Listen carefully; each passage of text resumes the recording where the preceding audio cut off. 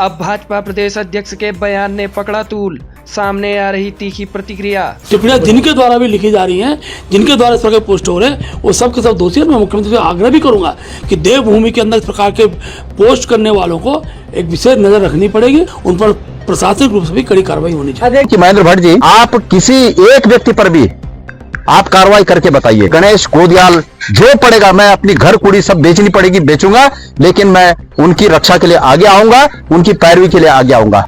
बीते दिनों से चल रहे तमाम बवाल के बाद भाजपा प्रदेश अध्यक्ष ने मंत्री प्रेमचंद अग्रवाल को बीते रोज भाजपा दफ्तर में तलब किया।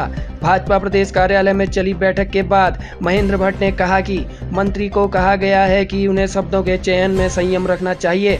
हालांकि भाजपा प्रदेश अध्यक्ष चेतावनी भी देते नजर आए और कहा कि मैं मुख्यमंत्री से आग्रह करूंगा, जो पहाड़ और मैदान को बांटने की खबर या बात कर रहा है उस पर कार्रवाई हो। आपको बता दें कि विगत दिनों मंत्री प्रेमचंद अग्रवाल द्वारा विधानसभा में दिए गए एक बयान से पूरे राज्य में घमासान मचा हुआ है, जहां मंत्री प्रेमचंद अग्रवाल के उस बयान का जमकर विरोध हो रहा है और लोग उन्हें मंत्रिमंडल से निष्कासित करने तक की मांग भी कर रहे हैं। वहीं अब भाजपा प्रदेश अध्यक्ष ने मंत्री को पार्टी दफ्तर में तलब कर सख्त हिदायत भी दे दी। हालांकि सवाल यह भी है कि प्रेमचंद अग्रवाल को बीजेपी संगठन कितना अभयदान देगा, क्योंकि इससे पूर्व भी कैबिनेट मंत्री प्रेमचंद अग्रवाल चर्चाओं में आए हैं, जहां सड़क पर मारपीट करते हुए उनका एक वीडियो सोशल मीडिया पर जमकर वायरल हुआ था। वहीं राज्य आंदोलनकारियों के साथ हुई तीखी बहस के वीडियो ने भी जमकर तूल पकड़ा था। वहीं अब विधानसभा में दिए गए अपने बयान से मंत्री प्रेमचंद अग्रवाल बैकफुट पर दिखाई दे रहे हैं, जहां वह गंगा किनारे हाथ जोड़कर अपने लिए न्याय मांगते हुए भी नजर आए। वहीं अब भाजपा प्रदेश अध्यक्ष के बयान ने सियासत को और गरमा दिया है, जहां विपक्ष के नेताओं की तीखी प्रतिक्रियाएं भी सामने आ रही हैं। राजनीतिक क्षेत्र के अंदर जनप्रतिनिधि जो होता है उसको संयम के साथ रहना चाहिए। अभी हमारे मंत्री हैं, लगातार चौथी बार के विधायक हैं, तो ये कहना हर बार ज़्यादा मतों से जीतते हैं, तो ऐसा नहीं कि एक पक्ष विचार किया जाए, लेकिन क्योंकि जब विषय समाज के बीच में दुष्प्रचार का चलता है तो पार्टी दिशा निर्देश ही दे सकती है। और हमने उनको इस बात के लिए बहुत कड़ाई से कहा है कि इस प्रकार की जो शब्दावली हैं और जिसका राज्य का वातावरण खराब होता है उस प्रकार वो संयम बरतें। लेकिन मुझे बताते खुशी भी है, उन्होंने उसके लिए पहले तो उन्होंने कहा कि मेरा दूर दूर तक इस प्रकार का कोई भाव नहीं है, फिर भी किसी की भावना को ठेस पहुंची है तो उन्होंने खेद प्रकट किया है, उन्होंने माफ़ी भी पार्टी स्तर पर मांगी है।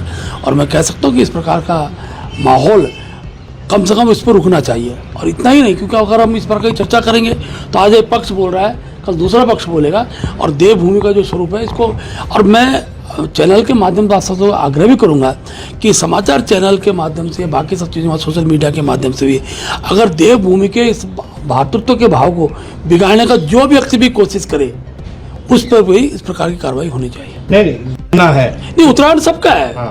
देखो, मैं किसी की पोस्ट को कोई नकार नहीं रहा हूँ, उत्तराखंड सबका है। उत्तराखंड के बारे में हम लोग उत्तराखंडी हैं, उसको कुछ लोग इस तरह बांटने का जो प्रयास करते हैं। अगर ऋषिकेश में जितने जो वातावरण तैयार किया, किनके द्वारा तैयार किया गया, ये परिस्थिति ठीक अनुकूलता में नहीं है। जो व्यक्ति लंबे समय से इस राज्य के अंदर रह रहा है वो हर समाज वर्ग का होगा, हर जाति बिरादरी का होगा, उसके बारे में आज प्रश्न खड़े हो रहे हैं। लेकिन सत्य तो क्या है, बीजेपी ने थोड़ी ऋषिकेश में माहौल खड़ा किया, उसको खड़ा करने वाले लोग कौन है? और इस प्रकार के माहौल को खड़ा करने वाले जो लोग हैं उसके लिए कोई एक व्यक्ति दोषी नहीं हो सकता है।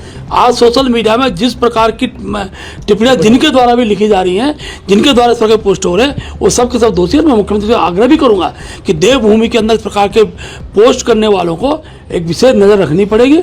और सोशल मीडिया में भी जो क्षेत्रवाद की बात, जातिवाद की बात, इस तरह वातावरण इस तरह देवभूमि के अंदर खड़ा करते हैं, उन पर प्रशासनिक रूप से भी कड़ी कार्रवाई होनी चाहिए। प्रेमचंद अग्रवाल जी के द्वारा जो ये गाली का प्रकरण है, एक वर्ग को गाली देने का प्रकरण है, इस प्रकरण पर माफी मांगने के बजाय भारतीय जनता पार्टी लोगों पर आक्रामक होने का रवैया अपना रही है। अभी अभी भारतीय जनता पार्टी के प्रदेश अध्यक्ष और राज्यसभा के सदस्य महेंद्र भट्ट जी का वक्तव्य सामने आया है और मैं उस वक्तव्य पर कुछ कहूं, पहले उनके वक्तव्य को ही आपको मैं सुना देता हूं। कृपया इस वक्तव्य को सोशल सुनिए। मीडिया में जिस प्रकार की टिप्पणियां जिनके द्वारा भी लिखी जा रही हैं, जिनके द्वारा इस प्रकार के पोस्ट हो रहे हैं, वो सब के सब दोषी है। मैं मुख्यमंत्री से आग्रह भी करूंगा कि देवभूमि के अंदर इस प्रकार के पोस्ट करने वालों को एक विशेष नजर रखनी पड़ेगी और सोशल मीडिया में भी जो क्षेत्रवाद की बात, जातिवाद की बात इस देवभूमि के खड़ा करते हैं, उन पर प्रशासनिक रूप से भी कड़ी कार्रवाई होनी चाहिए। आपने सुना होगा कि भारतीय जनता पार्टी के प्रदेश अध्यक्ष महेंद्र भट्ट जी कह रहे हैं कि ये जो सोशल मीडिया पर इस प्रकरण में जो अपनी राय रख रहे हैं, जो टिप्पणियां कर रहे हैं, इन पर मैं मुख्यमंत्री जी से कहूंगा कि इस पर वो कार्रवाई करें, प्रशासनिक कार्रवाई करें, सरकार की ओर से कार्रवाई करें। उनका अर्थ है कि इन पर मुकदमे दर्ज करें और इन पर पुलिस के द्वारा कार्रवाई की जाए।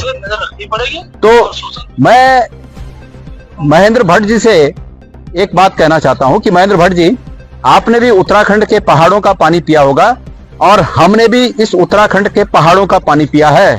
मैं चुनौती देता हूं भट्ट जी आपको कि आप किसी एक व्यक्ति पर भी आप कार्रवाई करके बताइए।